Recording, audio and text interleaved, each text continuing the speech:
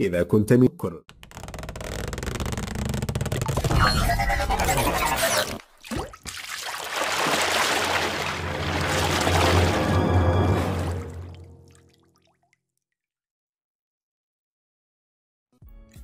السلام عليكم ورحمة الله وبركاته، متابعينا أحبابنا في قناتنا على اليوتيوب. أهلا بكم في حلقة جديدة من حلقات إزاي تكبر عدد المشتركين بتوعك على اليوتيوب، وإزاي توصل ل1000 مشترك في أقل وقت ممكن، وكمان إزاي تكتر عدد اللايكات عندك وتكتر عدد المشاهدات وتزود من الوقت عدد المشاهدة اللي عندك على صفحتك على اليوتيوب. احنا اتكلمنا في الحلقه اللي فاتت عن برنامج التيوب ماين. اللي ما شافش الحلقه هسيب له اللينك بتاعها في الديسكريبشن تحت.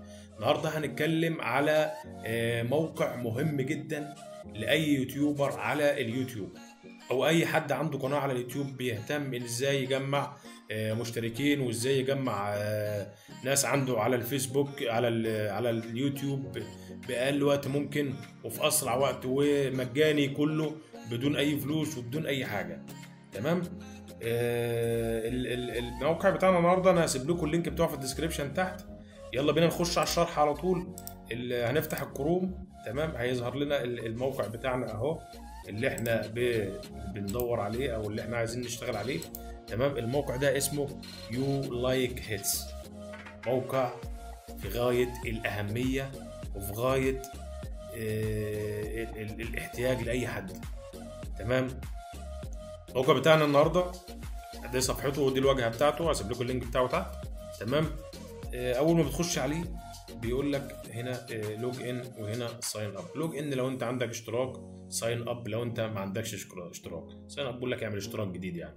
تمام، احنا هنعمل اشتراك جديد مع بعض عشان الناس اللي ما بتعرفش تعمل اشتراكات. هنضيف. وهو بيطلب منك 3 خانات هنا هو زي ما احنا شايفين. تمام، الخانه الاولى بتكتب فيها اليوزر نيم اللي انت هتخش بيه. تمام، الخانه الثانيه هتضيف ايميلك اللي انت عايز تضيفه. تمام، انا مثلا هضيف ايميلي. والخانه الثالثه دي بتكتب فيها الباسورد، وبيطلب منها سيادتك بيطلب منك انك تكتب الكود ده 554877.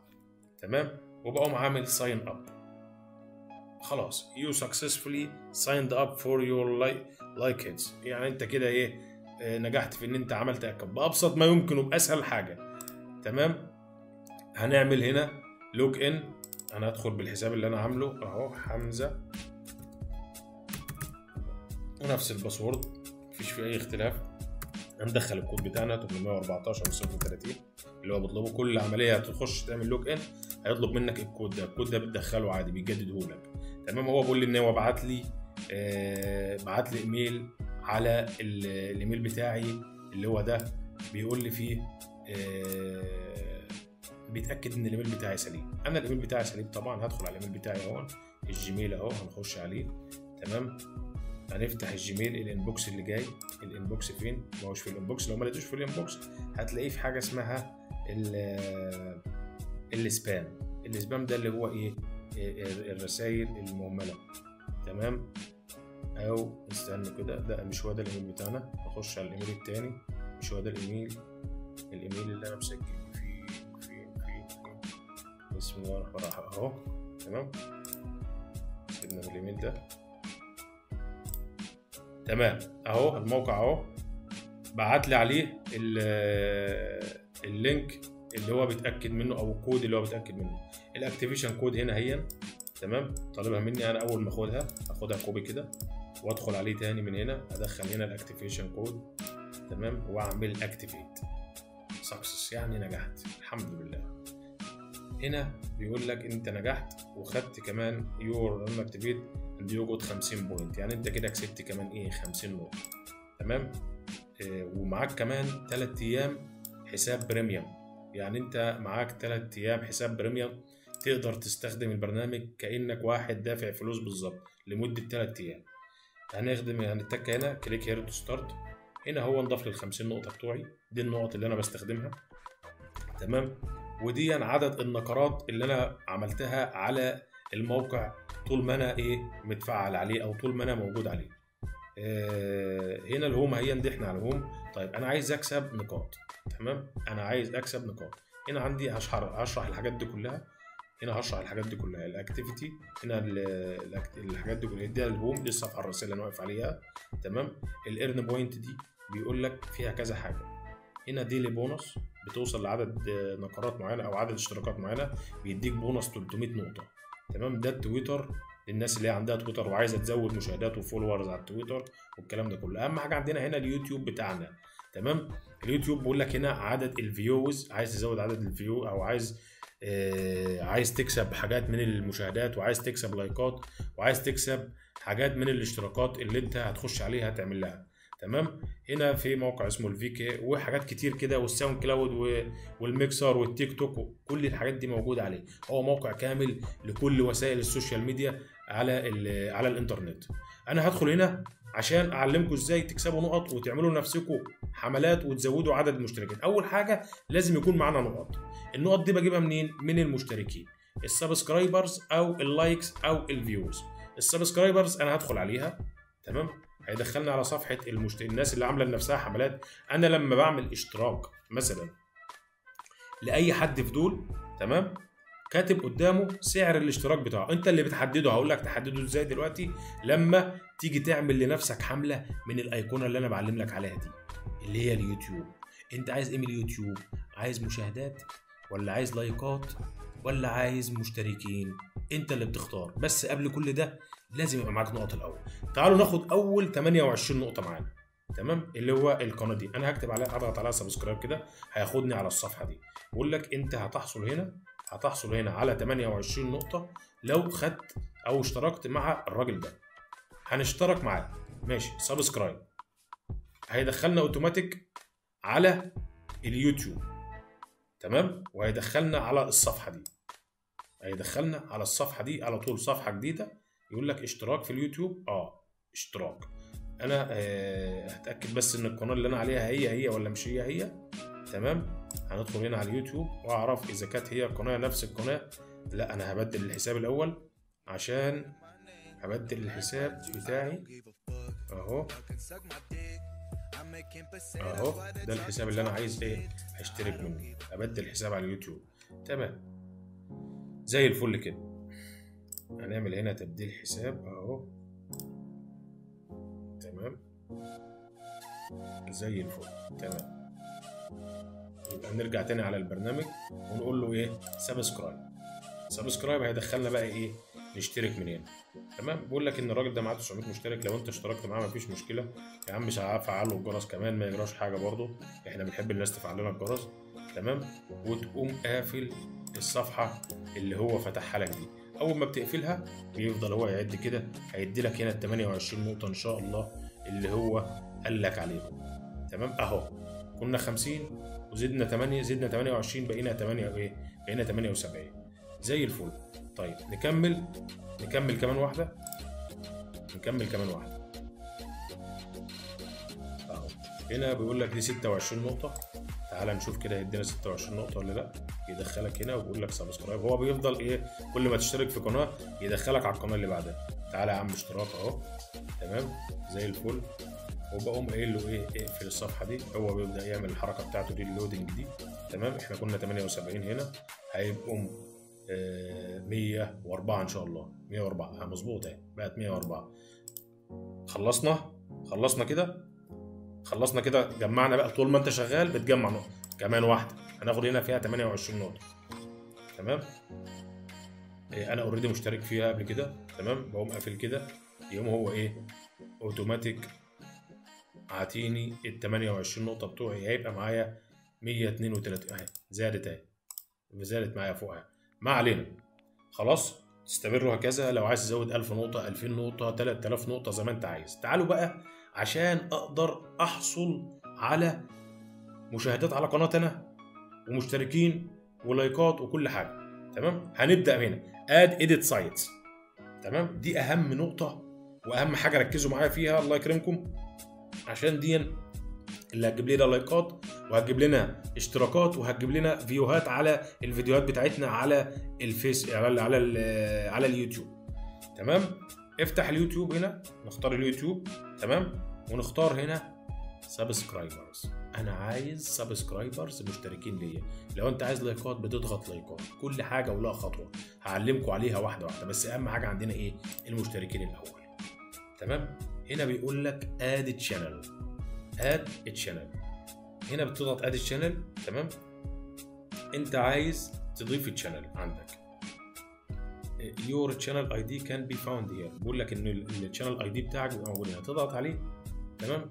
هيدخلك هنا على ايه؟ على الكود ده اللي هو كود القناه اللي انت عايزه. انا مثلا عايز قناتي دي. تمام. قناتك اهي. تمام. دي القناه اللي انا عايزها، دي القناه اللي هي قناتنا اللي انا عايز اضيفها. تمام. هرجع تاني اجيبها من الاول. تمام. هيقول لك هنا ايه؟ اد تشانل. تمام. بقول لك الشانل اي دي بتاعك في حاجه اسمها تشانل اي دي. كل قناه على اليوتيوب يا جماعه، الموقع ده بيتعامل باحترافيه جدا. كل قناه على اليوتيوب لها اي دي خاص بيها. هو حاطط لك اللينك بتاع الاي دي بتاعك على طول، بتدخل تقوم باين لك الاي دي بتاعك. تمام. اول ما بتضغط عليه كده. تمام. مش اول ما اول هنا ما بتضغط عليه بيقوم مدخلك على الشانل اي دي. تمام. في حاجه هنا معرف المستخدم، ده اليوزر بتاعك او الايميل بتاعك، وهنا معرف القناه. بتاخد ده كوبي، تعمله نسخ كده وتضغط نسخ. تم النسخ وترجع تاني للصفحه اللي انت قبلها، تعمل اد تشانل وتدخل هنا، تقوم عامل باست، هيدخلك هنا، تقوم عامل اد تشانل. تمام. القناه بتاعتنا نجحت في الانضمام للايه؟ للموقع هنا. نجحنا ان احنا نضيفها، اتضافت بكل سهوله وبكل بساطه. تمام. خلاص. طيب انا بقوم هنا عامل، ارجع تاني للحته دي اللي هو اد اديت سايت. بدخل على يوتيوب سبسكرايبرز، دخلني هنا على طول. انا ضفت قناتي. اول ما جيت هنا الدخول اتغير، الدخول بتاعنا هنا اتغير اهو، معرف القناه بتاعتي اهو. تمام. وكل حاجه تمام.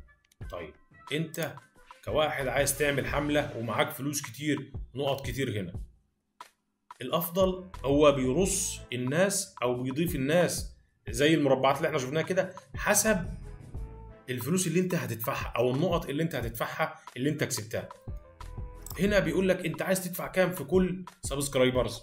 في ناس شفناها 28. انا انصح ما تعلاش قوي ولا توطى قوي، خليك في الوسط. الوسط بتاع الموقع ده ايه؟ من خبرتي 23، لان الموقع بياخد على كل اشتراك عندك، يعني ال 23 دول بيظهروا للناس على انهم 21 نقطه، بيظهروا للناس على انهم 21 نقطه. خليك في الوقت ده، خليك في دي، خليك في الايه؟ في ال 23 نقطه دي وسط جدا. ما تعلاش قوي عشان الريت بتاع الحملات بتاعت الناس ما يعلاش، وهتبقى ظاهر في المجموعه الاولانيه. اول ما الناس تيجي تخش تشوف الصوره بتاعتك على طول في وشهم. تمام. وتقوم عامل اوكي.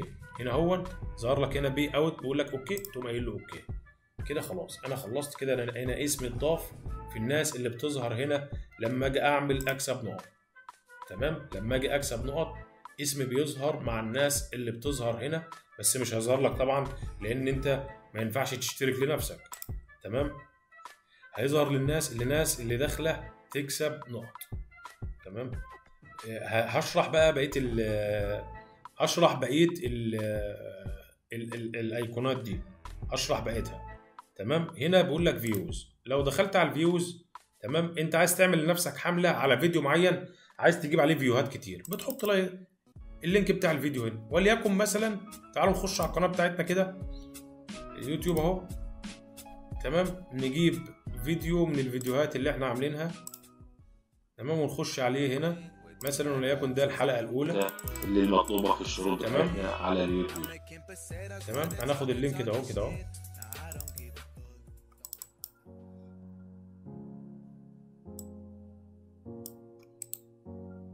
ناخد اللينك هنا ونرجع تاني على الموقع، نضيف هنا اللينك واعمل له بيست واقوم عامل اد فيديو. هنا بيدخلك على الصفحه دي.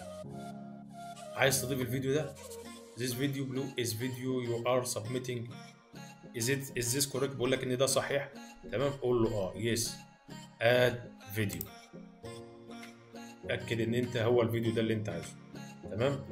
هنا برجع هنا للمانج تيوب وهاف سكسسفولي اد البتاع لو انت عايز تضيف فيديو تاني او الكلام ده كله. طيب انت بتعمل مانج تيوب ليه؟ عشان تحط سعر. طبعا الناس مش هتخش تتفرج عندك ببلاش، هتاخد منك نقط برضه. تمام. هنا لللايكات، وهنا للفيوهات، وهنا لللايكات. بيديك 2 فيو وفي نفس الوقت لايك. فيو لايك في نفس الوقت. عايز تدفع كام للفيو؟ تمام، مثلا خليها 10 بوينت. طب عايز تدفع كام لللايك؟ نفس الكلام 10 بوينت. تمام. وهنا بيرجعك للبي اوت. هنا تاني البي اوت تشينج 10 بوينت و10 بوينت. قول له قول له اوكي. تمام كده انا ضفت الحمله بتاعتي بنجاح على الفيديو ده. تمام.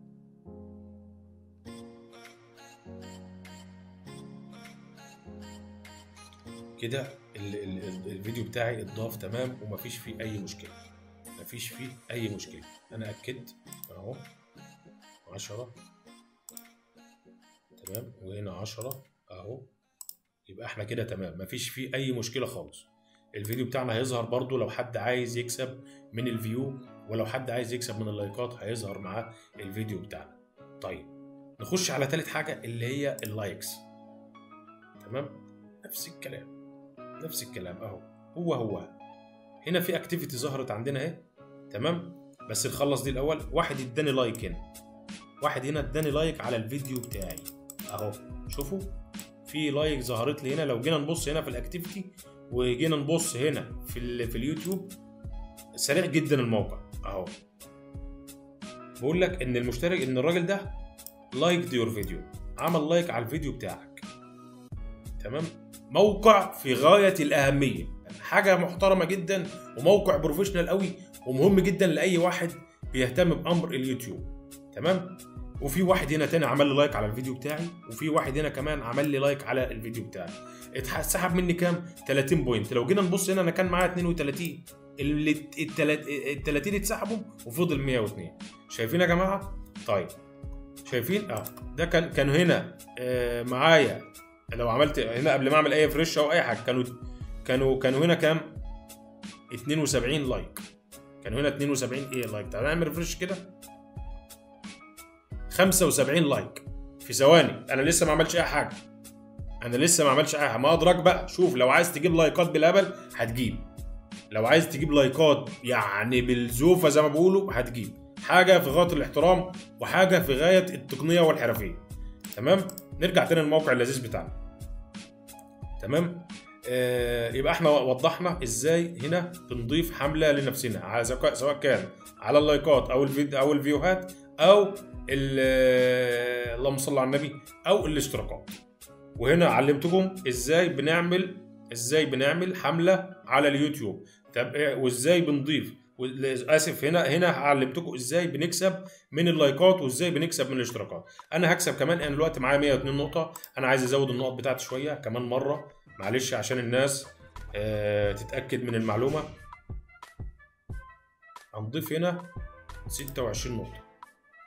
هنضيف هنا كام؟ 26 نقطه. بقول لك اشترك على القناه دي عشان تاخد كام نقطه؟ عشان تاخد 26 نقطه. طيب سبسكرايب يا عم. ماشي. واقول له اشتراك، مشترك كده. تمام. اقفل بقى الصفحه دي لوحده، هيعمل لودنج هنا. شفتوا هنا بقت ماينس 28 هنا، لان ناس كتير اتعاملت وبقى عندي 16 اكتيفيتي في ثواني. تمام. زي ما احنا شفنا كده حضراتكم. تمام. بخصوص الاشتراكات وازاي تكسب نقط من الموقع الجميل ده. تمام. خلصنا شرح الثلاث ايقونات دول هنا، وكمان دي عرفتكم ان دي الاكتيفيتيز اللي بتبان قدامنا. تمام. في ناس هنا اهو، شوفوا كل الحاجات دي انا اشتركت، واللي اشترك اي نقره على الموقع او اي كليك على الموقع بتبان قدامنا هنا في الاكتيفيتيز بتاعتنا. او اي حد مثلا عمل لك اشتراك، او اي حد عمل لك لايك على فيديو، او اي حد عمل لك فيو على فيديو، بيبان هنا على طول. تمام. هنا بقى في حاجه اسمها ريفيرالز. تمام. انت لو عايز تدعي حد، تمام، ماشي، انت هنا لو عايز تدعي حد بتاخد 300 نقطة لكل شخص يلتحق معاك على الموقع ده باسمك. تمام. بتاخد عليه كل واحد بيخش الموقع بتاخد عليه 300 نقطة، بتاخد عليه 300 نقطة. تمام. هنا بيبين لك الناس اللي انت دعيتهم، هنا بيبين لك الناس اللي انت عملت لهم دعوة. تمام. طبعا هنا مفيش دعوات حد لسه لان الحساب جديد. تمام. هنا بقول لك برضو ايه، لو انت عايز تشتري نقط، اسعار النقط كلها هنا، اسعار النقط كلها تمام اهي. تمام. من اول 10 دولار لحد 25 دولار، لا من لحد 600 دولار. هنا في 600 دولار الدولار بيديك 600 ألف نقطة. تمام. يعني بيديك هنا سعر الدولار، هنا الدولار هنا في أعلى كمية. تمام. زائد 120 يوم بريميوم، 4 شهور بريميوم على الموقع لما بتاخد تشتري هنا ب 600 دولار. بس طبعا احنا كموقع مجاني مش هنشتري اي حاجه. هنا ده الدعم بتاعهم، بيقول لك لو حابب تعمل دعم بيحولك على صفحه ثانيه اهو. تمام. الدعم بتاعهم لو انت محتاج اي دعم او واقف عليك اي حاجه. تمام. هنا لو حابب تعمل خروج، هنا العداد بتاع النقط بتاعك، وعداد كمان العدد الايام بتاعتك، ال3 ايام فري اللي انت واخدهم، وده اسم حسابك وده اسم الموقع. تمام. يبقى انا كده وفيت بكل حاجه في الموقع ده، واتمنى ان انتوا تستخدموه ويزود لكم عدد المشتركين عندكم على القناه بتاعتكم واللايكات والفيديوهات بتاعتكم. تمام. واتمنى في نهايه الفيديو ان انا اكون وفيت بكل حاجه على الموقع ده، ودايما يا رب نقدر نقدم الخير للناس ونقدر نساعد الناس ان هي تحقق نجاحات على اليوتيوب وفي اي حاجه ان امكن ان احنا نساعدهم. تمام. مفيش اي مشكله عندنا. اتمنى ان الفيديو يكون عجبكم، واتمنى ان انتوا ما تنسوش تعملوا اشتراك في القناه وتفعلوا زر الجرس وتعملوا لايك على الفيديو، ولو امكن تنشروا الفيديو بتاعنا على صفحاتكم على الفيسبوك. تمام. وشكرا لكم والسلام عليكم ورحمه الله وبركاته. قبل ما انهي معاكم، في اللينك بتاع الحلقه الاولى، تحت في الديسكريبشن تحت موجود ان شاء الله، هسيبه لكم. تمام.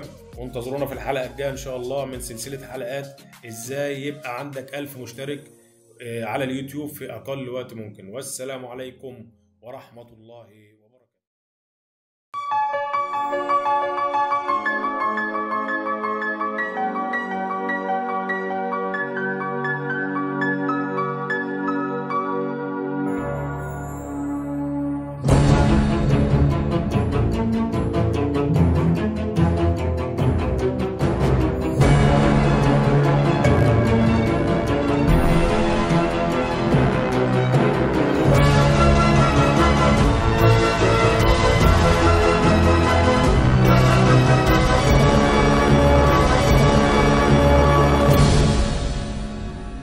فيروس كورونا وقعدنا في البيت خلاص، ما عدناش لا بنخرج ولا بنروح ولا بنيجي، وخلاص لبسنا القلبزات بتاعتنا وقاعدين اهو. انا خايف يطلع لي فيروس وانا قاعد دلوقتي من تحت الكرسي اللي انا واقف جنبه. تمام.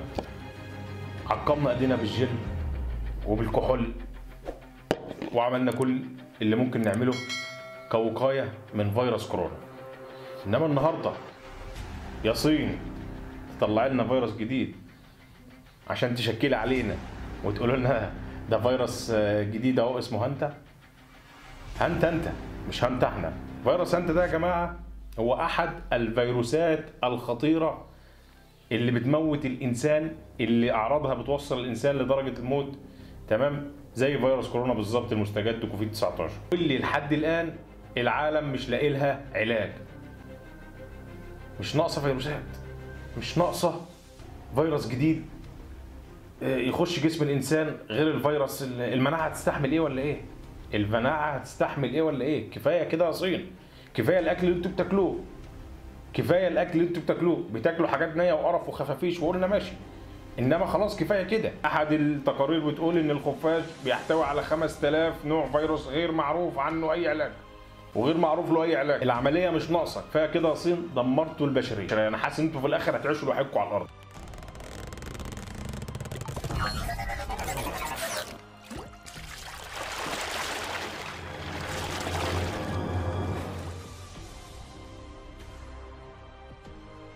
النهارده تصدر الترند يا جماعه خبر وفاه احد المواطنين الصينيين اللي كان خارج من منبع الوباء في العالم مقاطعه ووهان في الصين، روح راكب حافله في الصين من ووهان الى ولايه اسمها شاندونج اللي هي الولايه اللي هو بيعيش فيها، وهو ماشي راكب الاتوبيس وقع طب مات بدون اي مقدمه. قال لك اللي حللوا له وقالوا عنده فيروس ايه، قال لك ده عنده فيروس هانتا. طبعا الراجل ده كان راكب معاه افراد كتير في الحافله اللي هو راكب فيها دي، كلهم تم تحليلهم. يقال انه في احد التقارير او احد الفحوصات كانت نتيجتها ايجابيه بالفيروس ده. طب ايه هو الفيروس ده يا جماعه؟ تعالوا نشوف الفيديو ده وبعدين نكمل كلام. قالت تقارير صحفيه عالميه ان فيروسا جديدا ظهر في الصين تشبه أعراضه إلى حد كبير فيروس كورونا المستجد، وكشفت تلك التقارير أن فيروس هانتا عاد من جديد للظهور في الصين، وقد رصدت الهيئات الصحية حالة وفاة واحدة وفحص 32 شخصا كانوا برفقة هذه الحالة. وأوضحت تقارير طبية أن أعراض فيروس هانتا تتشابه إلى حد ما مع أعراض فيروس كورونا المستجد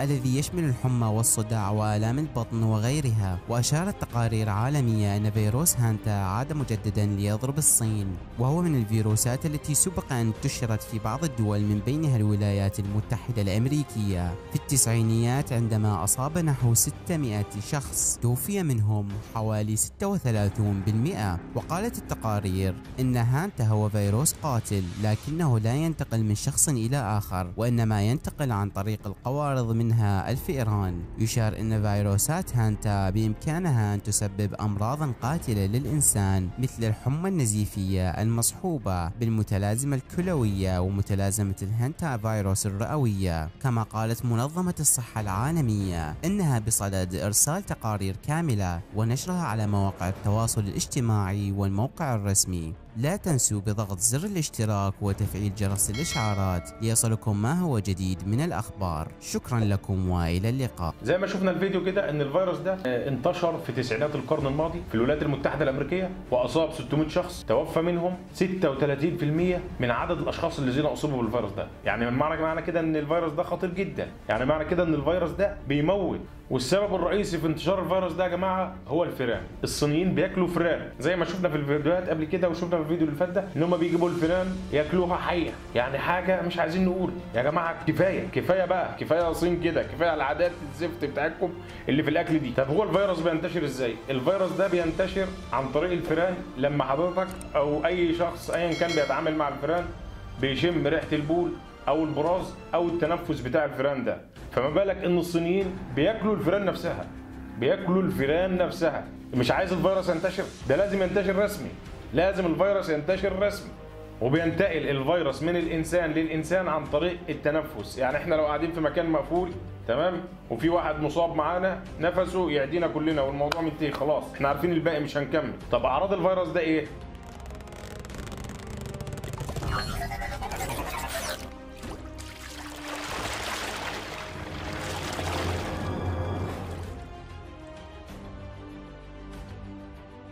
الاعراض دي شبيهه بشكل كبير لاعراض فيروس كورونا: ارتفاع شديد في حراره الجسم، قشعريره، صداع شديد، الم في العضلات، قيء واسهال، الم في البطن. والاعراض دي بتاخد منحنى تاني بعد 10 ايام من حضانه الجسم للفيروس. يعني بيبقى في اعراض اشد بعد 10 ايام من حضانه الجسم للفيروس. بتشتد ازاي الاعراض دي؟ بيحصل حاجه زي سعال يصاحبه افرازات كتيره جدا، ومعاهم كمان ضيق شديد في التنفس، بتحس ان انت مش قادر تاخد نفسك. من اعراضه ايضا تعرض الرئه لتراكم شديد في السوائل. جوه الرئه بيحصل سوائل كتير، ده طبعا بيأثر جامد بتأثير كلي وجزئي على الرئه، مش هتعرف تاخد نفسك بشكل طبيعي. بيحصل كمان انخفاض حاد في ضغط الدم، بتلاقي حس ان انت دايخ مش قادر تصلب طولك هتقع. ومن الكارثه من الكوارث بتاعت المرض ده ان بيحصل انخفاض حاد في كفاءه القلب. يعني دي بتبقى اخر حاجه وبعدها الانسان ربنا بيتوفاه وخلاص بيبقى خد نصيبه من الدنيا. اتمنى يا جماعه ان احنا نحرص وناخد كل احتياطاتنا من اي فيروس يظهر، سواء كورونا او الفيروس الجديد ده اللي اسمه هانتا. تمام؟ الحكومه تقول لنا اقعدوا في البيت، نقعد في البيت، ما نتحركش. هو مش عايز يقعدك في البيت عشان هو بيكرهك، لا ده بيحبك، عايزك تقعد في البيت عشان تاخد حذرك وتاخد حطك وتبقى قاعد في وسط عيالك، محدش يزعل عليك او انت تزعل على حد، تجيب له فيروس تخش جوه البيت، والدك ولا والدتك لا قدر الله يحصل له اي حاجه. احنا يا جماعه في زمن وحش، زمن كلته اوبئه، احنا معانا وباء عالمي كورونا، الله اعلم الجديد ده هينتشر ولا لا. فنحافظ على نفسنا وناخد احتياطاتنا. وفي النهايه احب اشكركم جميعا، واتمنى ان الفيديو يعجبكم، واذا الفيديو عجبكم ما تنسوش تعملوا لايك، ما تنسوش تعملوا اشتراك في القناه، ما تنسوش تشاركوا الفيديو على صفحاتكم على الفيسبوك مع اصحابكم. وشكرا لكم والسلام عليكم ورحمه الله وبركاته. السلام عليكم ورحمه الله وبركاته. النهارده يا شباب انا هتكلم معاكم عن سلسله حلقات جديده عن ازاي اوصل لل1000 مشترك في قناتي على اليوتيوب، وكمان ازود عدد ساعات المشاهده اللي المطلوبه في الشروط بتاعتنا على اليوتيوب، على قناتنا على اليوتيوب. هنستخدم مجموعه برامج معانا النهارده. اول برنامج هنتكلم عنه النهارده هو برنامج اسمه تيوب ماين. البرنامج اللي قدامنا ده، البرنامج اللي هو تيوب ماين اللي قدامنا ده، تمام. البرنامج ده هسيب لكم اللينك بتاعه في الديسكريبشن تحت. برنامج سهل وبسيط، برنامج مش معقد ولا حاجه. البرنامج بيعتمد على تبادل الاشتراكات ما بين اليوتيوبرز اللي موجودين على اليوتيوب، تمام. البرنامج فكرته ان انت بتاخد مجموعه نقط، النقط دي من خلالها بتقدر تعمل لنفسك حمله على اليوتيوب، وبتنشر لقناتك على اليوتيوب، وتقدر تستخدم الكوينز دي ان انت تعمل حمله عشان تزود عدد مشتركينك على اليوتيوب. طيب ايه المطلوب ايه عشان اخد النقط دي؟ تمام، انت حضرتك بتسجل عادي خالص، البرنامج بيفتح معاك عادي خالص في الاول، بتسجل فيه زي اي برنامج. بس الشرط الوحيد اللي انت عشان تسجل في البرنامج في البرنامج ده او انت تاخد العملات دي، ان الايميل اللي انت هتكون مسجل بيه في البرنامج يكون ايميل جوجل مفعل عليه القناه بتاعتك اللي انت مشترك بيها على اليوتيوب، او اي قناه وات ايفر ايا كانت، تمام. طيب انا عايز دلوقتي اكسب العملات اللي انا هعمل بيها الحمله بتاعتي. العملات دي بقدر اكسبها من ناحيتين. الناحيه الاولى اللي هي السبسكرايب، تمام، والواجهه الثانيه اللي هي المشاهدات. طيب انت بتنصح بيه يا عم احمد؟ اللي انا بنصح حضراتكم ان احنا نستخدم السبسكرايب، لان السبسكرايب بيدي نقط كتير، تمام، غير الفيوهات. لان الفيوهات زي ما احنا شايفين كده هنا بقول لك شاهد 61 ثانيه عشان تاخد 48 كوين. لا انا خلينا في السبسكرايب، هوريكم السبسكرايب هيدينا قد ايه، تمام. هنضغط هنا سبسكرايب للقناه دي.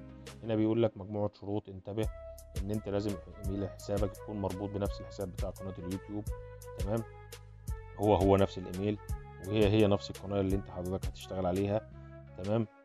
قبل ما تخرج من القناه دي لازم تكون عامل سبسكرايب للقناه، ويكون عامل كمان لايك للفيديو اللي انت اتفرجت عليه. هنا بعمل اكسبت او موافق حسب اللغه بتاعت جهازك، بيجيب لي الفيديو ده، تمام. الفيديو ده بيبان قدامنا كده حوالي من 60 ل 90 ثانيه. هو كان جايب لي هنا 90 ثانيه، تمام، عشان اخد 240 عمله. ال 240 عمله دول هيضافوا لي في رصيدي اللي احنا شفناه من شويه، اللي كانوا 800 وشويه تقريبا، حاجه زي كده. هنستنى كده لغايه ما دول يخلصوا. بمجرد ان ال 90 ثانيه دول يخلصوا بيظهر هنا في النص هنا، او مكان الكلام العداد اللي شغال ده، بيظهر مربع اخضر. المربع الاخضر ده بيقول لك ارجع للابليكيشن بتاعك، تمام. بس قبل ما ترجع للابليكيشن بتاعك لازم تضغط لايك للفيديو وتعمل اشتراك في القناه اللي انت واقف قدامها دي، تمام، عشان تحصل على العملات اللي انت هتجمعها عشان تعمل لنفسك حملة دعاية للقناة بتاعتك، تمام. طيب حلو قوي الكلام ده. انا هستنى هنا لما يخلص، خلينا مع بعض كده نتابع شوية الدقايق او الثواني اللي شغالين قدامنا دول، عشان نقدر نرجع للفيديو ونقدر نحصل على نقدر نرجع للواجهة بتاع البرنامج ونحصل على العملات اللي احنا هنعمل بيها الحملة، تمام. لسه حوالي اهو داخلين على 10 ثواني اهو.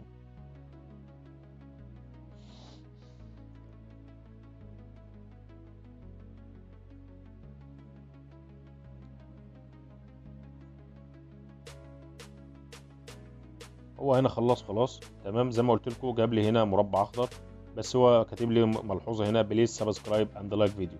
انا هعمل سبسكرايب ولايك للفيديو عشان اقوم عامل ريتيرن للابليكيشن. هنا هيكسبني كام؟ هنا كسبني 240 عمله زي ما انتم شايفين، تمام. هنا جاب لي 240 عمله. اوقات كده بيجيب لك فيديو صغير ممكن تكسب من خلاله 20 عمله زي كده، تمام. عادي مش مشكله، براحتك، انت ممكن تلغيه ممكن ما تلغوش، خدت بال حضرتك، انت حسب رغبتك، انت حسب رغبتك، تمام. انا هنا كسبت كانوا 800 وشويه، كسبت 200 وشويه عمله، كسبوني هنا العملات دي. هنا زادت ايه عدد العملات معايا. هقفل البرنامج لحظه كده وافتحه تاني، تمام. طيب انا كسبت هنا العملات اللي احنا شايفينها دي، تمام. عايز اعمل لنفسي حمله عشان اشهر القناه بتاعتي، تعالوا هنا كده نبص. هنا هتلاقي علامه زائد، علامه الزائد دي بتدخلك هنا على هنا كامبين يعني حمله، تمام. طيب بقوم هنا عامل هنا ضايف حمله من خلال علامه الزائد الحمراء دي، تمام. هنا بيقول لي عايز اتاكد من القنوات اللي انا عملت لها سبسكرايب، قلت له مفيش مشكله، لو انت عملت ان سبسكرايب للقناه هيتخصم من النقط بتاعتك، تمام. انا هنا تمام، مفيش عندي حاجه ملغيه، تمام، فمش هيخصم مني حاجه، تمام. بقوم عامل ضايف حمله هنا، تمام. هنا بيجيب لك في الحمله بتاعتك 3 حاجات، عايز تحصل على مشاهدات للفيديو، ولا عايز تاخد لايكات وسبسكرايب للقناه بتاعتك، ولا عايز تبعت رسائل للناس ان هم يعملوا لك سبسكرايب. لا، انا خليني على طول ايه سبسكرايب، لان السبسكرايب بتديك مشاهده وبتديك لايك وفي نفس الوقت بتديك سبسكرايب للقناه بتاعتك. بقوم عامل سيلكت للحمله دي.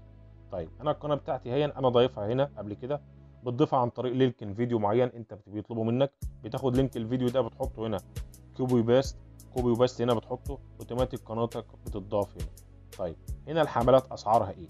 انا عايز هنا ازود عدد مشتركين، تمام، 10، عايز ازود 10 مشتركين، وعايز ازود 10 لايكات، وعايز ازود 10 فيوهات، تمام، على مشاهده 60 ثانيه اللي هي باينه قدامنا تحت دي، تمام. طب انا المبلغ بتاعي مش مكمل، تمام. بقوم بيقلل هنا، بتختار هنا من عندك هنا 5، هنا الخمسه كام؟ الخمس مشتركين ب 1500 كوين، تمام. انا طبعا هنا عشان انا عملت حملات قبل كده كتير، فعدد العملات بتاعتي قليل، فانت ممكن تزود لغايه ما توصل. هنا برضو ممكن يوصلك لغايه 1000 مشترك. ال1000 مشترك هنا بكام؟ ب 300,000 كوين. طب انا ما عنديش عملات، اجيبها منين؟ تمام، ما علينا، هقول لك دلوقتي تجيب العملات دي منين. ممكن تشتري عملات عادي، البرنامج بيسمح بان انت تشتري، تمام. انا هنا لو اخترت 5 وعملت دن، هيقول لي ان انت ما عندكش كوينز كتير، عشان اهو نو اناف كوينز تو كرييت كامبين. طيب انت لازم تزود هنا لغايه 1500 عشان تحصل على كام؟ على 5 مشتركين. هنا بتعمل دن، الحمله اوتوماتيك بتضاف هنا، قبل ما بتعمل الحمله تتاكد من عدد المشتركين بتوعك على قناتك، وبعد كده بعد ما تعمل الحمله بص على عدد المشتركين، ان شاء الله 1,000,000% بيزيدوا معاك. طيب انا لو حبيت اعمل حمله كبيره، هنا علامه دولار ساين، هنا العلامه دي عباره عن ايه؟ تمام. هنا فيها كذا خانه كده. اول حاجه باي كوينز، هنا اسعار الكوينز في البرنامج، هو حاطط لك هنا اسعار كوينز، ممكن تشتري بالفيزا بتاعتك عملات من هنا وتعمل حمله زي الحملات المموله اللي بتتعمل على الفيسبوك، واللي مكاتب التسويق الالكتروني بتعملها والكلام ده كله، حمله تمام زيها بالظبط. هنا بيديك هنا حوالي 600,000 كوينز، هنا بيديك 600,000 كوينز على $100. ال 600,000 كوينز دول كفيله ان هي توصلك لاكتر من 2000 مشترك، تمام. دي $100 يعني حوالي 700 جنيه، تمام. ال 2000 مشترك دول. طيب هنا الاسعار، وهنا برضو ال 50,000 كوين ب $10، وال 20,000 دولار، ال 20,000 كوينز ب $5، وال 7,000 كوينز $2، وال 3,000 كوينز $1. طيب هنا في مسجات برضو، لو انت عايز تشتري مسجات تبعتها للمشتركين، تمام. وهنا فينا الفي اي بي اكونت سبسكريبشن، وهنا ممكن تعمل دعوه لاصدقائك، وهنا ممكن تشاهد اعلانات مموله عشان تاخد عملات، تمام. وهنا السبسكريبشن اللي انت عملتها قبل كده للناس، بتتاكد ان انت عامل سبسكريبشن ولا مش عامل، تمام. وفي هنا بونص يومي كل يوم لو انت عملت دعوه لحد من اصدقائك على البرنامج ده، لو بعت له لينك دعوه بتعمل له هنا لينك دعوه، هنا علامه الشير قدامنا اهي، بتعمل شير لاصدقائك على طول، بيديك عملات 1000 كوين عليها. تمام. طب لو جينا نضغط على ال3 شروط دي، هنا بيبين لك البروفايل بتاعك، بيبين لك الحاجات اللي انت عملتها. مثلا هنا السبسكريبشن، وهنا المسج بتاعتك، وهنا كل حاجه. البرنامج ببساطه وباختصار برنامج بيساعد على ان انت توصل عدد مشتركينك ل1000 مشترك اللي انت عايزهم في اقصر وقت ممكن، بدل ما تقعد تقول لهم والنبي اشتركوا لي والنبي مش عارف ايه والكلام ده كله. لا، البرنامج ده بسيط وسهل وبيساعدك بشكل عملي جدا. عن تجربه شخصيه انا عملتها في قناتي، انا وصلت ل 300 مشترك من 150 مشترك في حوالي يومين او 3 ايام. تمام. بس مش ببرنامج واحد، انا هكلمكم الحلقه الجايه عن برنامج تاني اقوى واقوى. تابعوني على قناتي ان شاء الله.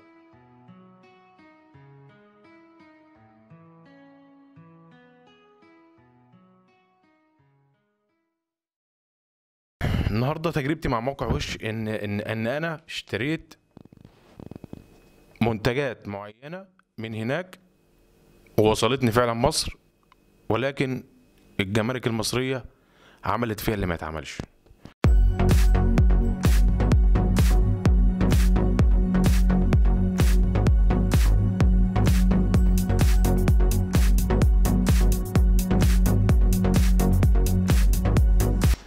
النهارده انا هحكي لكم ان شاء الله عن تجربتي مع الشراء من خارج مصر. انا اشتريت منتجات، يعني بعض المنتجات الصغيره كده من موقع اسمه موقع وش. تمام. الموقع ده موقع ظريف جدا، ولكن هو في بعض التريكات كده او بعض الشو بتاعه مش حلو، مش عاجبني بصراحه. يعني مثلا تيجي تلاقي ساعه مثلا ثمنها $100 عامل لك عليها عرض $1 واحد او $2، خدت بالك، وليميتد تايم والكلام ده كله، ولها وقت محدد انك لازم تشتري الساعه دي في الوقت ده. حصلت معايا في اكتر من اوردر هوريها لكم. تمام. بس الاوردرات دي ما بتوصلش في الاخر. النهارده تجربتي مع موقع وش ان انا اشتريت منتجات معينه من هناك ووصلتني فعلا مصر، ولكن الجمارك المصريه عملت فيها اللي ما يتعملش. سواء انت هتشتري من موقع وش او من موقع علي اكسبريس او من موقع بنك دوج او من اي موقع خارج مصر، الجمارك هتعمل معاك الواجب. ما تيجي احكي لكم ايه اللي انا اشتريته على الموقع ده وبعدين ايه نتكلم.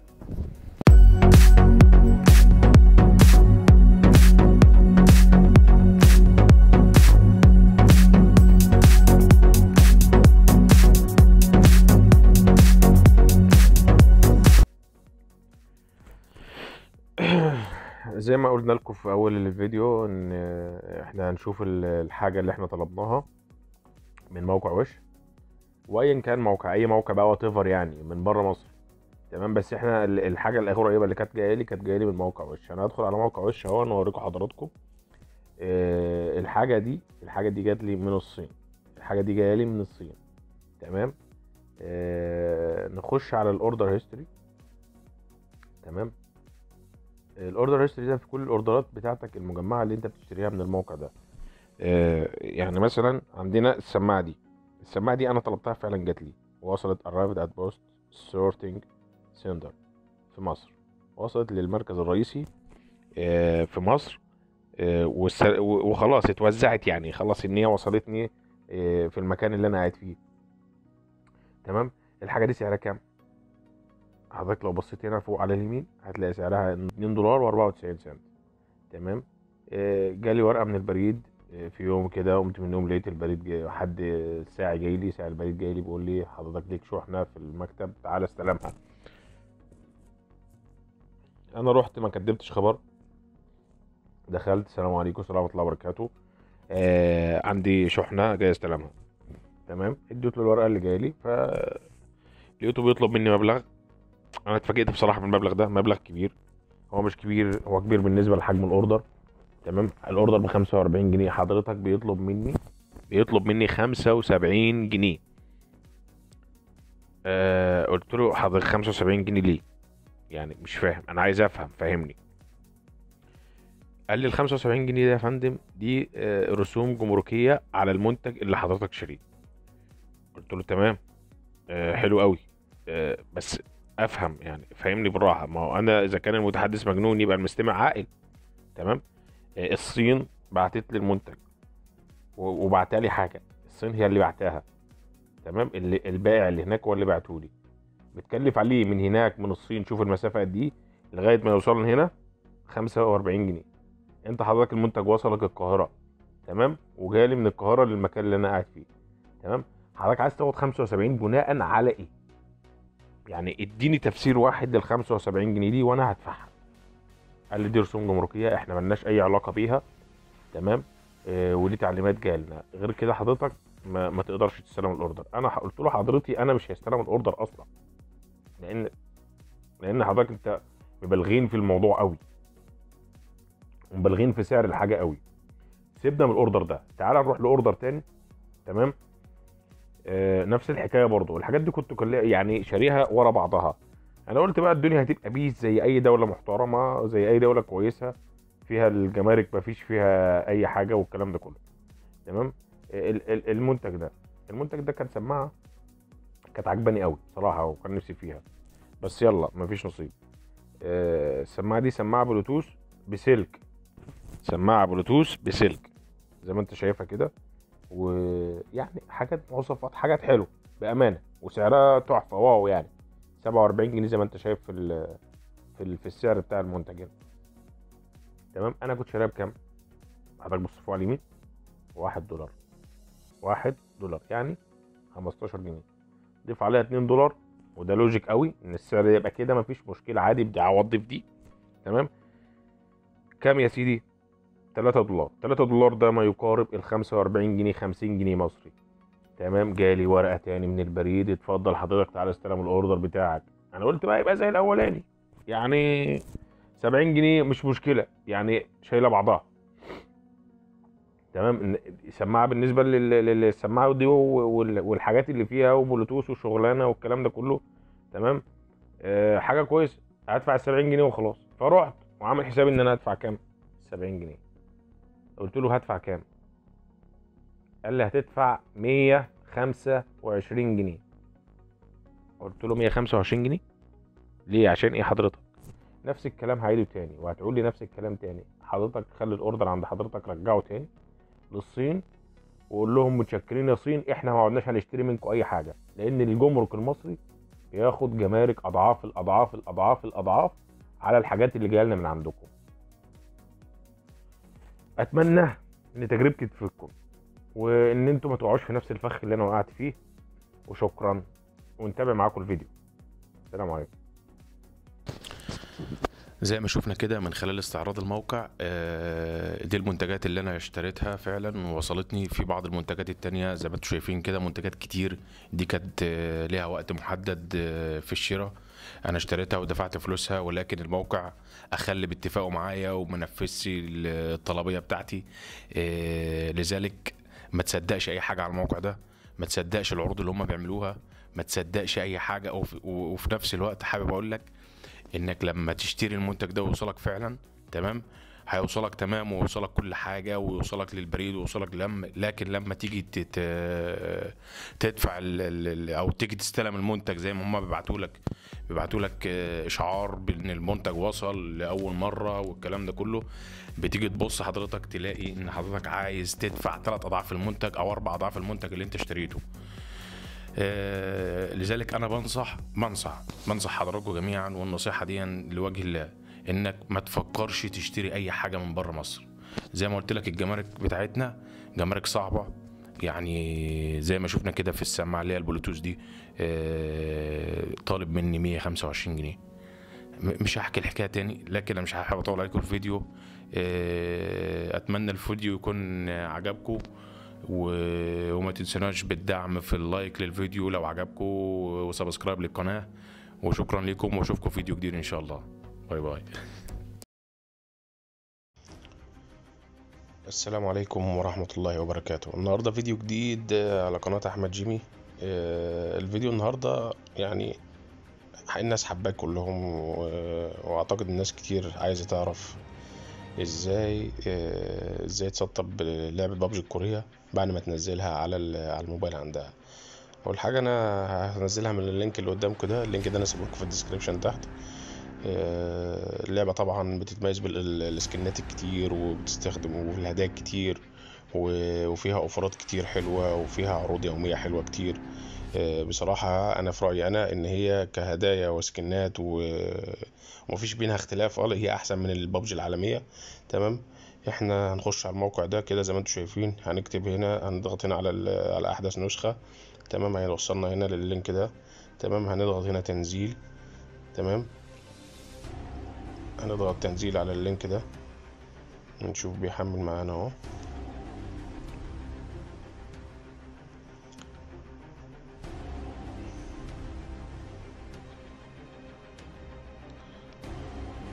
تمام. هو بينزل اهو فوق. تمام كده بينزل معانا زي ما احنا شايفين هنا اهو، زي ما احنا شايفين هو بينزل معاه كل امتداد اللي هو الاكس اي بي كي. تمام. حضرتك لما بينزل معاك اللينك ده، انا هوقف اللينك دلوقتي لانه هياخد وقت. تمام. هوقف التصوير وبعد كده نكمل لما اللعبة تنزل.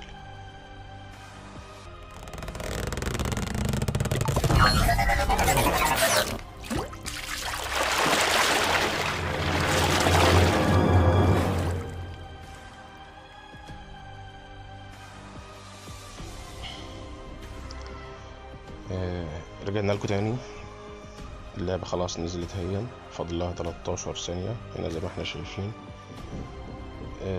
اللعبة بتنزل زي ما احنا قلنا عفوا. اللعبة بتنزل بامتداد XAPK.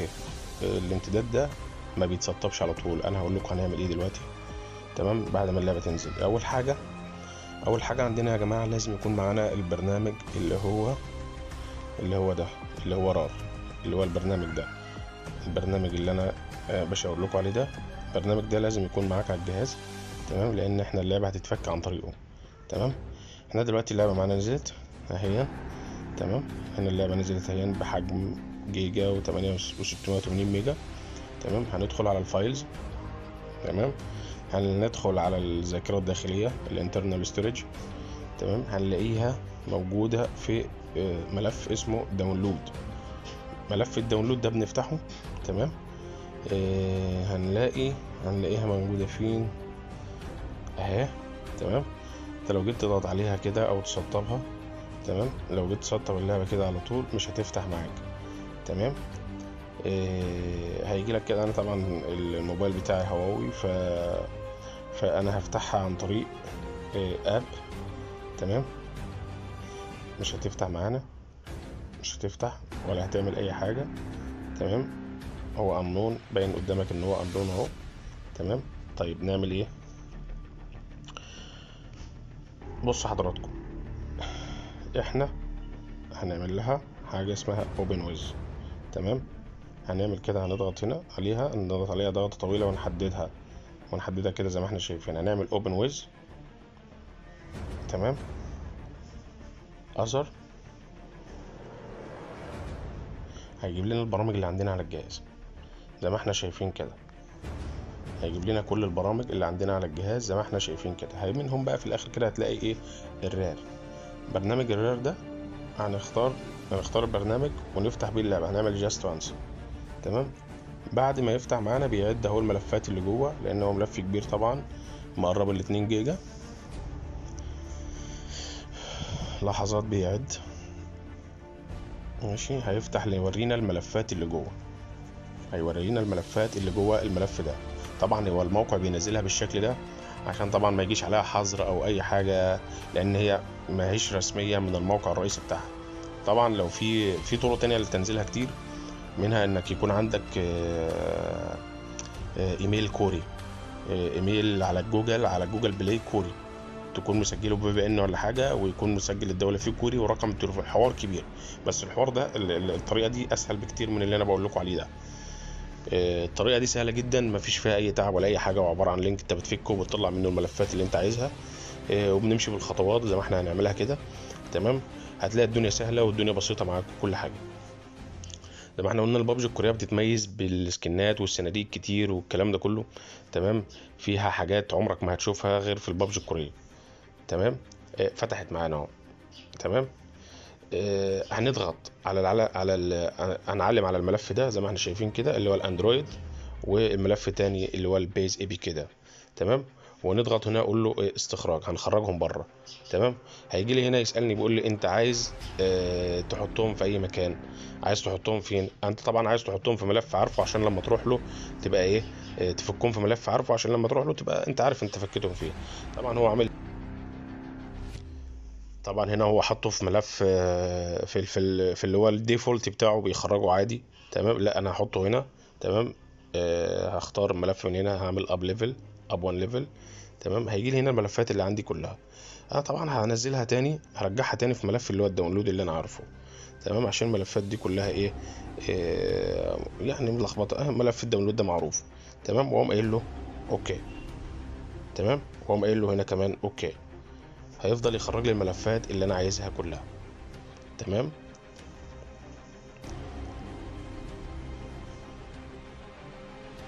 اهو بيخرج الملفات،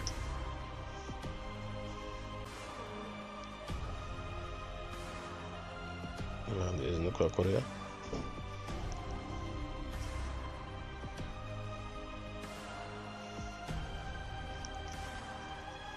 طبعا ملف كبير بياخد وقت كتير في الاستخراج وكده، فمعلش استحملونا في الصمت ده، لأنه مش صمت ولا حاجة، كل حاجة بالطريقة، كل حاجة تبقى سهلة إن شاء الله. عفوا.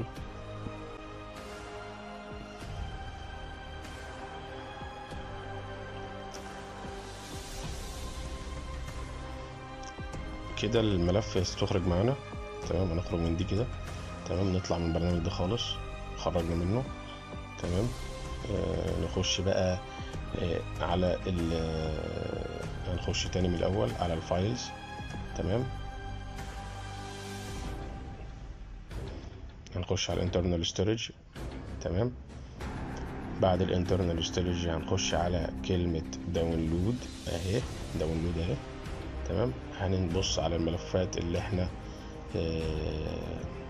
احنا خرجناها، تمام. اهو ملف الاندرويد اهو، تمام. الملف ده هقول لكم تعملوا ايه دلوقتي. معانا ملف اندرويد وفي ملف تاني للعبة نفسها، تمام.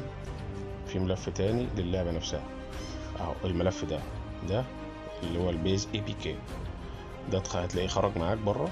الملف ده هتضغط عليه، تمام. هيقول لك تعمل الانستول. انا طبعا ما مسطبها قبل كده، هتمشي في الانستول العادي، تمام. هتسطبها عادي خالص، تمام. هيتسطب معاك، تمام. بس انا مش هسطبها لان هي متسطبه عندي، تمام. بعد ما تسطبها هتلاقيها نزلت معاك بالشكل ده. هنا هي هنا هي هتلاقيها نزلت معاك بالشكل ده. هتفتحها عادي خالص، تفتح اللعبه، ماشي. بعد ما تفتحها هتجيلك ان هي مش شغاله، تمام. هتقوم انت ايه حضرتك يعني هتجيلك ان هي مش شغاله. هتقوم انت قافل اللعبه خالص، تمام. بس ثواني، ماشي. هي كده فتحت معايا لان انا مسطبها قبل كده. هتقوم انت قافل اللعبه تاني، قافلها خالص، وترجع تاني للفايل اللي انت كنت فيه، تمام. هنرجع تاني للملف اللي هو اندرويد. الاندرويد ده هتلاقي ملف جواه اسمه او بي بي، هتلاقي ملف جواه اسمه او بي بي. هتفتح الاو بي بي ده، هتلاقي جواه كوم بابجي موبايل كوريا، تمام. كل اللي احنا عايزينه من الملف ده كله الملف ده، تمام. الملف اللي هو كوم بابجي موبايل كوريا هتاخده، تعلم عليه ضغطه طويله، هنعمل له كوبي، تمام. مش من هنا، هنعمل هنا كوبي، نعمل هنا كوبي للملف، تمام. ونرجع نقول other location، نختار له ملف، نخش على الانترنال ستورج. هو كاتب لنا ملف من الاول اسمه ايه، اندرويد. لما تخش على الانترنال ستورج بتاعتك او الذاكره الداخليه بتاعتك، تمام، هتلاقي فيه ملف اسمه اندرويد.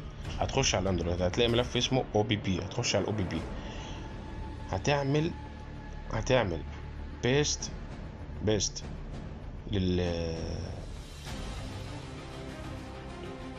هتعمل بيست للملف اللي احنا خدناه، اللي هو بيست ده، تمام. هو عندي قبل كده، فانا مش هعمل له اي حاجه تانية. هتعمل له بيست بس، تعمل له بيست هينزل معاك هنا اللي هو كوم بابجي موبايل كوريا بنفس الملف اللي جواه اللي احنا خدناه قبل كده. هنرجع تاني نشغل اللعبه، هنفتح اللعبه تاني اهي زي ما احنا شايفين. هتفتح معانا عادي خالص، هتفتح معاك لان هو كان عايز منك ان انت تنزلها من الاول. لا خلاص، احنا الملف الاساسي بتاعنا اللي احنا عايزينه معانا. تمام، هتفتح اللعبة معانا بكل بساطة وبكل سلاسة. ومبروك عليك اللعبة الجديدة، وإن شاء الله تكسبوا هدايا كتير فيها وصناديق كتير. هي عامة أحسن من اللعبة العالمية بكتير جدا جدا جدا جدا.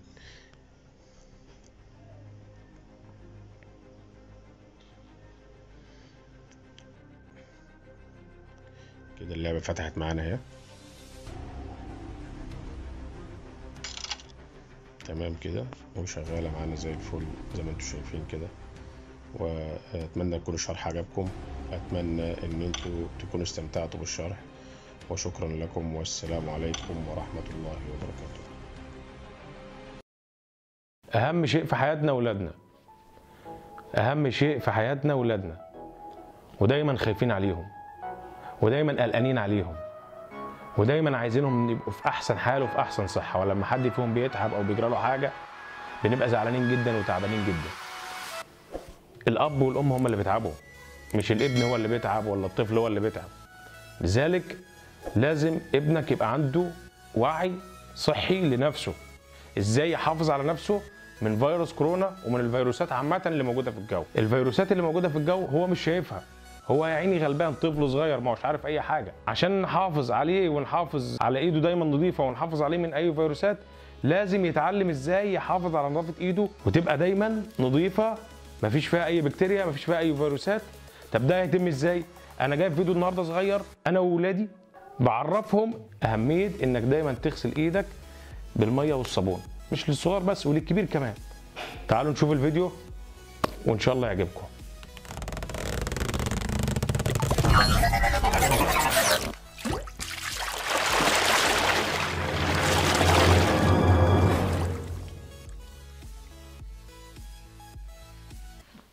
النهارده انا هعلمكم، ماشي يا لولو؟ هعلمكم ازاي تحافظوا على ايديكم نظيفه من الجراثيم ومن الفيروسات ومن الكورونا اللي هي ماشيه في الشوارع اليومين دول. تمام؟ ماشي يا حبيبه؟ ماشي يا رؤيه؟ ماشي يا لولو؟ تمام؟ انا معايا الطبق ده مليان جراثيم. الطبق ده مليان جراثيم اهو. شوفي لو حطيناه على الميه هنا كده، لو حطيناه هنا كده على الميه شوفي الجراثيم ايه؟ استنى، ايه الجراثيم ايه؟ اتملت هنا يا لولو اهي، شايفه؟ الميه اتملت جراثيم. الميه هنا اتملت ايه؟ جراثيم يا رؤيه. تمام؟ رؤيه صبعك ده اهو، صبعك ده حطيه في الميه بس خلاص، شيليه. ده ايه؟ ايه اللي حصل هنا؟ صبعك اتملى جراثيم. صبعك اتملى ايه؟ جراثيم. صباح اتملى ايه يا حبيبه؟ جراثيم. صباح اتملى ايه يا لولو؟ جراثيم. طب هاتي صبعك التاني يا رؤيه، هنحطه هنا فين؟ في الصابون. في الصابون اهو، شوفي هنعك صابون اهو كاننا غسلناه بالظبط بالصابون. بالصابون. هنجرب نحطه كده عند الجراثيم. الجراثيم هتعمل ايه؟ حط كده، حط كده ايدك، صبعك بس، صبعك صبعك لو حطيناه هنا كده، قول له الجراثيم بتجري. الجراثيم ايه؟ الجراثيم بتجري. شوفوا الجراثيم عملت ايه؟ الجراثيم عملت ايه؟ جريت خافت من الصابون.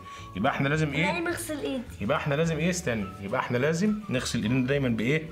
بالصابون. بالميه والصابون اليومين دول عشان ايه؟ ننضفها كويس وايدينا ما تتعكش من الجراثيم، والجراثيم تخش جوانا والفيروسات تخش جوانا. تمام؟ يعني ايه الفيروسات؟ الفيروسات اللي هو الكورونا ده بيموت.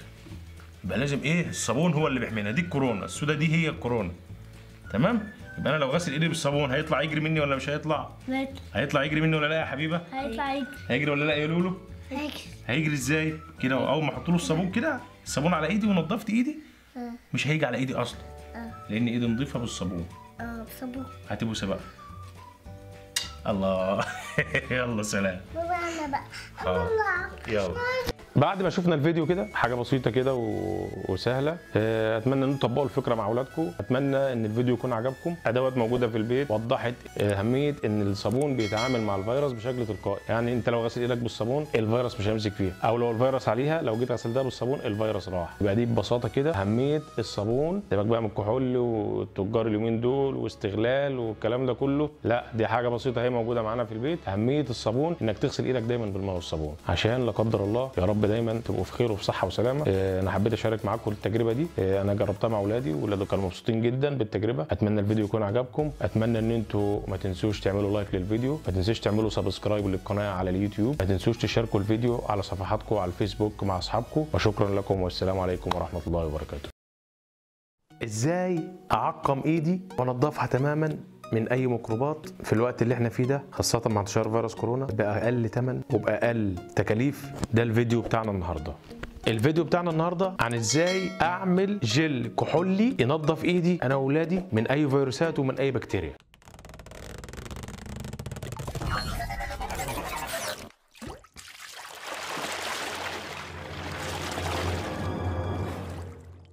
الناس كتير بتتجه ان هي تشتري كحول وجل كحولي وكمامه والادوات اللي هي اللي هي بتستخدمها عشان تحمي نفسها من اي فيروسات ومن اي ميكروبات في الجو، خاصه مع انتشار فيروس كورونا وتاجيل المدارس واللي حصل الايام الفتره اللي فاتت دي كلها. كل الاشياء دي هنتكلم عليها النهارده، عن ازاي ان انا انظف ايدي باقل تكاليف، اسهل طريقه، وحاجات موجوده معانا في البيت وحاجات كلنا بنستخدمها كل يوم. عندنا الكحول في البيت موجود، لو مش عندنا بنشتريه. احنا هنعمل النهارده معانا طريقه عمل الجل الكحولي باقل تكاليف وبابسط الاشياء اللي موجوده معانا في البيت. تعالوا نشوف الفيديو وان شاء الله يعجبكم. زي ما احنا شايفين كده المكونات اللي معانا، ادي ازازه كحول. الكحول ده تركيزه معدي 90%، تقريبا 91 او 92. معانا جل فاتيكا اللي هو بالصبار، ده بالصبار لان الصبار ده مرطب للايد. تمام. ومعانا ازازه فاضيه، دي ازازه فاضيه هي اللي هي بتحط فيها شامبو الاطفال جونسون، اللي هو عارفينها الازازه دي بغطاها كده. تمام. ده عطر تفاح عشان يدي ريحه كويسه. دي سرنجه فيها 3 سم جليسرين. الجليسرين ده بيرطب الايد لان الكحول بيعمل جفاف في الايد. هنبدا بقى الطريقه عملي. هنمسك الازازه دي الاول كده نحطها كده. تمام. ونحط معانا تلتها كده جل، اسف. نشوف كده حطينا قد ايه. زي ما احنا شايفين ده تلتها كده جل، تلتها جل اهو. معانا هنا السرنجه دي فيها 3 سم جليسرين زي ما قلنا، هنضيفهم هنا اهو زي ما احنا شايفين كده. نضيف كمان سنتي من البرفان ده كده ايه، سنتي اهو، سنتي كده عشان يدي ريحه كويسه. نضيف هنا سنتي. ده برفان تفاح من عند اي عطار بتلاقيه موجود ورخيص جدا، سعره مناسب. هنا بقى الخطوه المهمه والاهم اللي احنا هنضيف الكحول زي ما احنا شايفين كده اهو. الكحول ده كحول ايثيلي. تمام. هنبدا نرج الازازه كده زي ما احنا شايفين كده اهو، بدات ماسك. تمام. لو لقيناه سايب نزود جل. لو لقيناه سايب نزود جل عشان يبقى ايه، متماسك معانا. زي ما احنا شايفين كده هو بدأ يتماسك شويه اهو. تمام. هنزود شويه جل كمان، نزود شويه جل اهو. بأرخص الطرق وبأقل الأثمان هنقدر نحمي نفسنا اهو.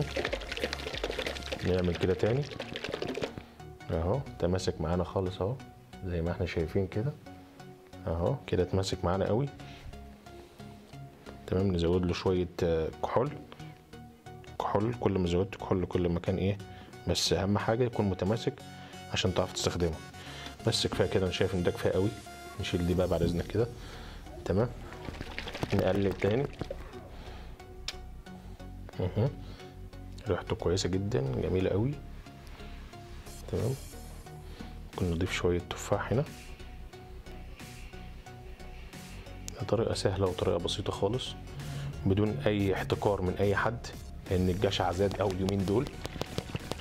تمام. الناس كلها بتدور على الحاجات دي دلوقتي، هي السلعه اللي ماشيه دلوقتي هي السلعه دي. تمام. احنا بنخفف على الناس وبنقول لهم ما تقلقوش، الدنيا كلها بسيطه والدنيا كلها سهله.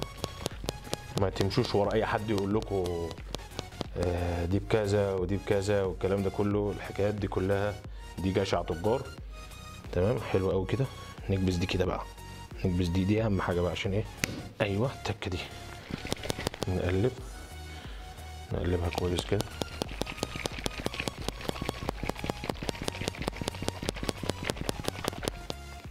زي الفل.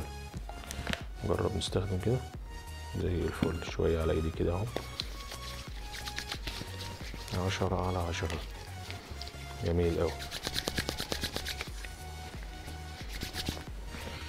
وريحتها جميله وزي الفل. زي ما شفنا كده الفيديو بتاعنا ده فيديو بسيط كده وصغير، اتمنى يكون عجبكم، اتمنى ان الطريقه تكون بسيطه وسهله. انا شايف ان هي بسيطه وسهله جدا. تمام، بحاجات موجوده معانا في البيت، اذا كان الجل اللي هو الجل اللي كان في الفيديو ده، اذا كان الكحول، اذا كان العطر اللي موجود عند اي عطار، كل الحاجات دي موجوده معانا. واتمنى الفيديو يكون عجبكم، واذا عجبكم الفيديو ما تنسوش اللايك، ما تنسوش تعملوا سبسكرايب للقناه، ما تنسوش تعملوا شير للفيديو على الفيسبوك عندكم على صفحاتكم. اتمنى ان انا اكون اديت الفيديو بشكل كويس، وشكرا لكم والسلام عليكم ورحمه الله وبركاته.